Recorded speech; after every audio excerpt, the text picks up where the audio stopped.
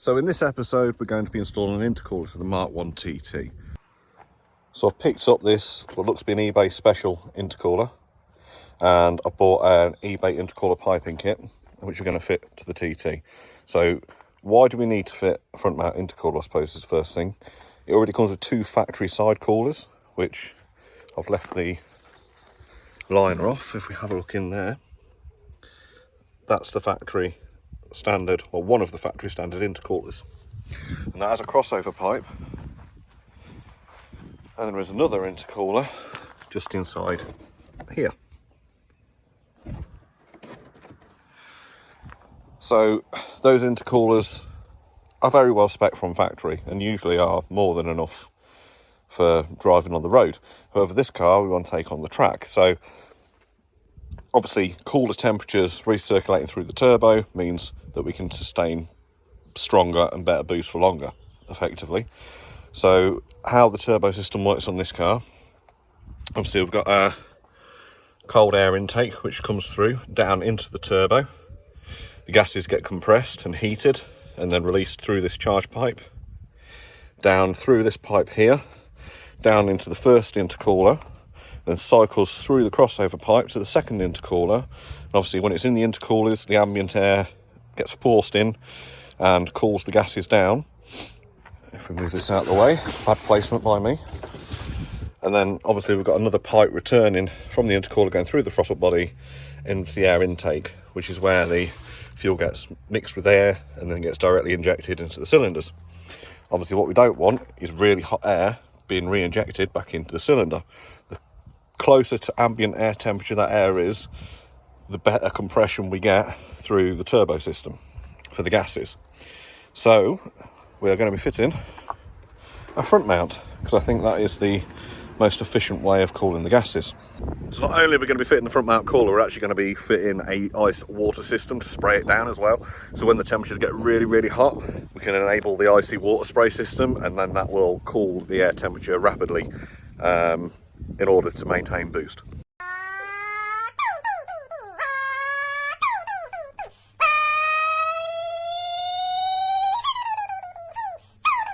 So first things first, we're going to get the front end ripped off and expose what we've got to work with and see if we can make this thing plug and play.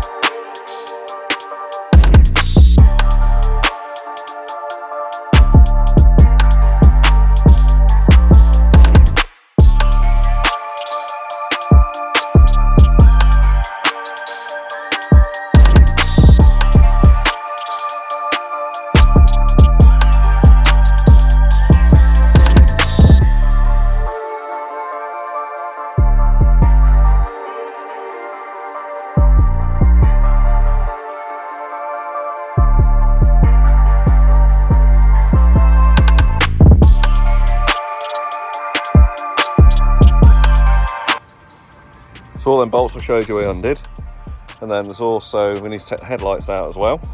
So there's another one there on each of the headlights, and there's one around the inside of the headlight just there that they need to get out as well. A bit awkward to get to, but as soon as you pop that out, the headlights will just pop out, and then once we've got the headlights out, it should give us a good canvas on which to start mocking up the intercooler. So there we go, there's our front end. So I think, looking at it, I think we're going to have to rehome this temperature sensor somewhere else. And and then the intercooler should fit nicely in here. So I'm going to go and get some metal bar and start mocking up. Right, we need to remove our coolers. I've just removed the ducting, they just pull off. We might need to relocate this horn somewhere else. I'll try and work it into all the fabrication work we're doing for the intercooler and put some brackets on for that kind of thing. These factory coolers, need to take that off, I need to undo these bolts. Hopefully then undo the bottom pipe as well. That should just drop off, so I'll get that done. So that intercooler is now removed, it's down there. Do not underestimate the amount of oil that comes over out of that crossover pipe. You'll have to hammer the rubber pipe off the crossover pipe because it's bonded and clamped. So now I need to get that one off up to there. Do the same the other side, drop these horns off, and then we can start fabricating the mounts for the intercooler and mocking the pipework up. Right, so we've now got both intercoolers completely out. So the route will be down through the charge pipe. We'll leave that elbow on probably. Doesn't seem to be anything wrong with it. We'll zip down, around, into the intercooler, through the intercooler, back round here, up and back in to the map pipe here. Obviously I've got the map sensor built into it over there. Right, we're just mocking up some brackets out of some steel that I've got. We'll reinforce this with something a bit stronger once we've got it right. So I'm going to get that all trimmed up and drilled and create another one the same. Get this intercooler hung and see how sturdy it is. Okay, so we've mocked the intercooler up with some brackets for now. That's sitting pretty straight.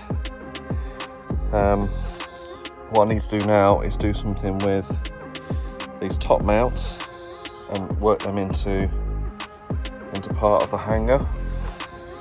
Just stop it moving. Might crack the welder out actually and fabricate something up a little bit sturdy. And then we should be good. I think it needs to come up a little bit, so we'll straighten them brackets to get it up a little bit further. And then we can start mocking the pipework up. And the only thing is the pipework I've bought is pre-bead rolled alloy.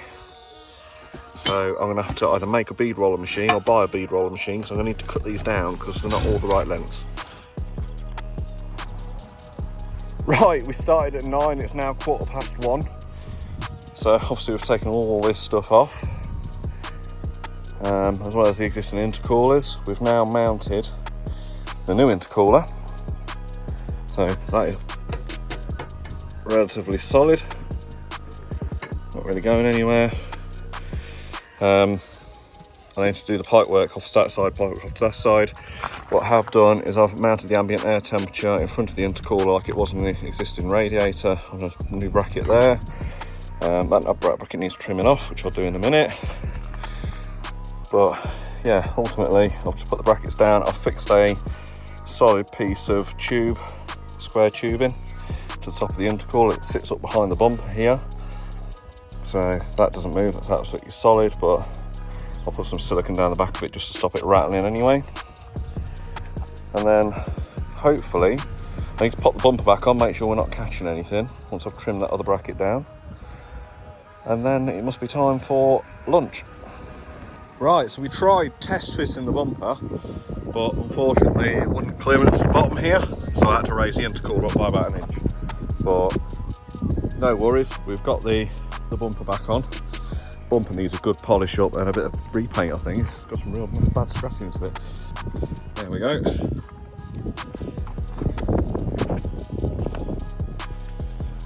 I've just brought the fixings up the back and over into the crash bar, and I've put this in for strength. What we can do now is just put a bit of strap in. It's not really moving anyway, but a couple of straps or ties across here just to tighten to the crash bar a bit more. But thread over all this stuff, I think that's sitting quite level. I've changed the bracket for the air temperature sensor as well. Cut the bracket just so it sits in the airflow there. Okay, so we've got the first pipe run done. Goes all the way down there and around. I've had to clearance the bumper a little on the inside, but I think once the bolts are in, that's going to pull that in nicely. Need to adjust that clip round so it doesn't foul the headlight, and then we should be good to fit the headlight and everything back in that side. Then we just need to then tackle the intercooler pipe work on this side. So here we go, final mock-up. I've got to get some threaded bar, I think, and drill it through, because trying to tap these into here, very difficult. I'll see what I can do with that. Myself can get some, not heady coils, but similar kind of things that go in. And then pipe work from here, from the mat pipe, got down to there, and side pipe round to there. So obviously the intercooler pipe work adds extra rigidity to the intercooler as well. Although the intercooler is slightly lopsided, so I need to address that. I'll sort that out in a minute. Bumper fits back on, with clearance the bumper, which is excellent. I'm just refitting the lights and then we'll get it all back in. I've got an issue with a minute. You might have seen my other short videos around, I think the gasket on the turbo's gone, so it sounds like a tractor.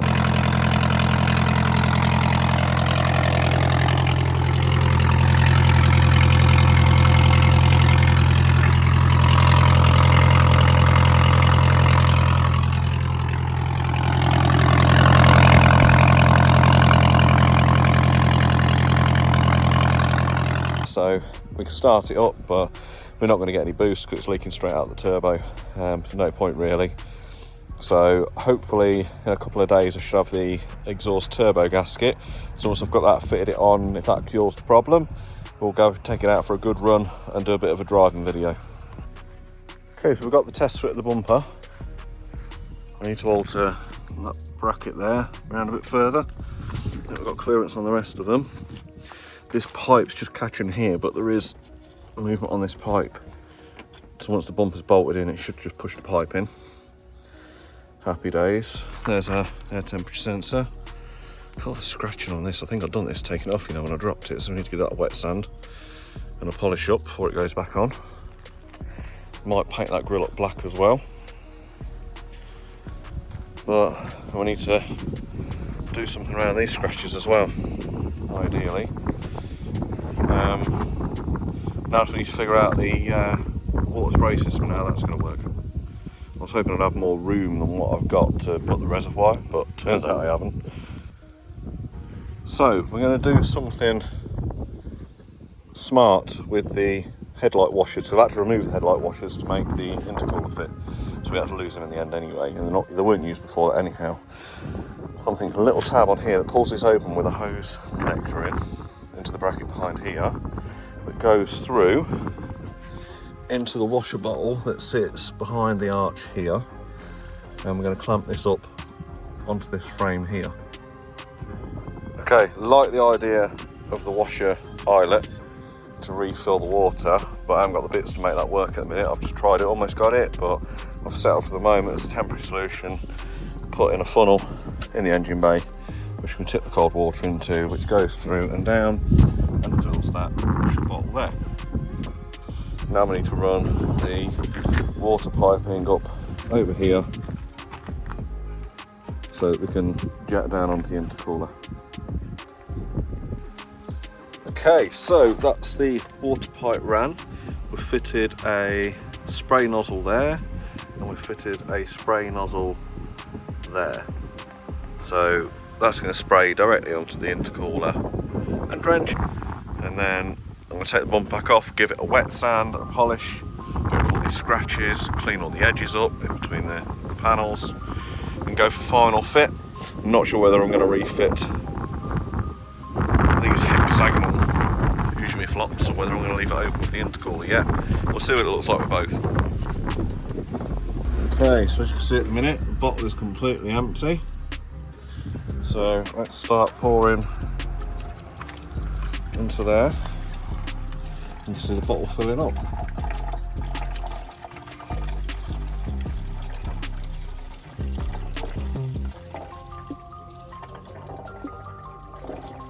just me missing the funnel by the way. Yes, there we go.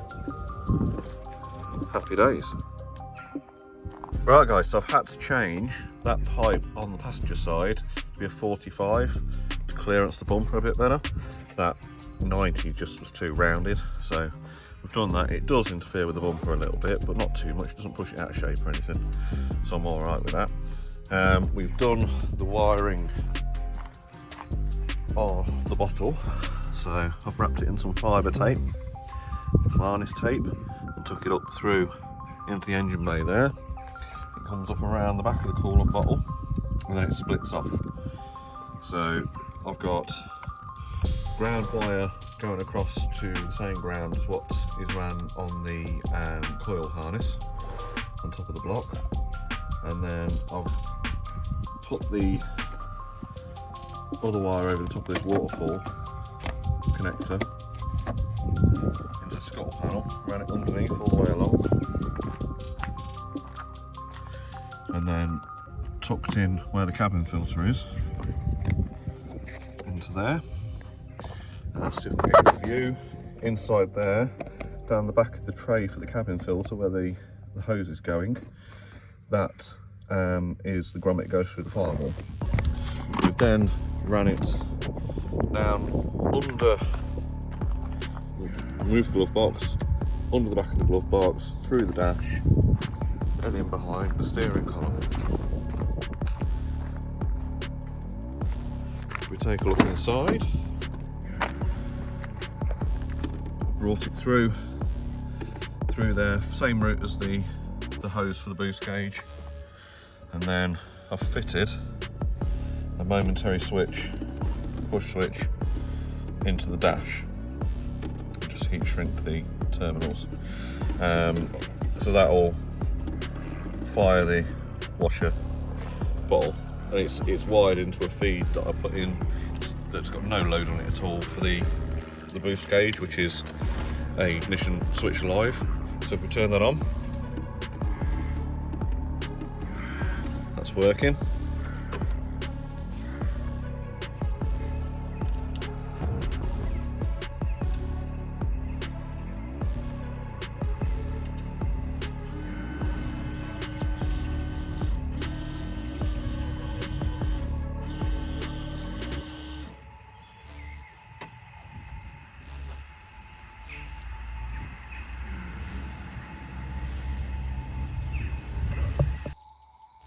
So that's all the dash back in, foot plates, everything back in, and buttons working. I think that's quite neat actually. So I've got myself a new tool. I've shelled out for a new bead former. So obviously these intercooler pipes come pre-beaded, and I've had to cut a lot of them off, or all of them off pretty much. So we need that bead to stop the intercooler pipe blowing out under pressure, so the clamp sits around it, it's got something to pull against. That's not too bad actually. So that's the original, that's the one I've formed. Obviously the edge isn't cut straight, it needs to be cut straight and probably sanded straight on a belt sander. And then that'll work quite well actually. So it just stops, it's formed quite a ridge. Stops the clip sliding off. A bit more practice, I reckon I can nail that. It's about 60 quid, quite expensive, but if it does the job then it's worth its weight in gold. Well guys, that was a job and a half, fitting that intercooler. I knew it would be. But anyway, I hope you enjoyed the content and you found it informative. Got a bit quiet on me just lately in the comments, so I don't know, you're still enjoying this TT content. I'm getting the views, likes have dropped a little bit, and the comments have gone a bit quiet. So, I don't know, if you guys had enough of the TT or do you want to see more on it, let me know in the comments. Next job for me on this now is I've got the gaskets turned up, which I've got to do the turbo gasket, stop it sounding like a tractor and actually get it to build some boost. And then I'm going to take it on a good drive and do a decent kind of driving video, because I don't think you guys have really seen this out on the road yet. And it performs really, really well. So, well, when it's not leaking out the turbo. Anyway guys, thanks for watching. Don't forget to like and subscribe. Catch you on the next one. So guys, if you're enjoying the content and you want to see more, then I'm going to link a couple of other video series. So we've got the Mini and we've got the Fiesta and also the Mercedes C-Class that we've got videos on. So yeah, if you want to see more, go and check them series out.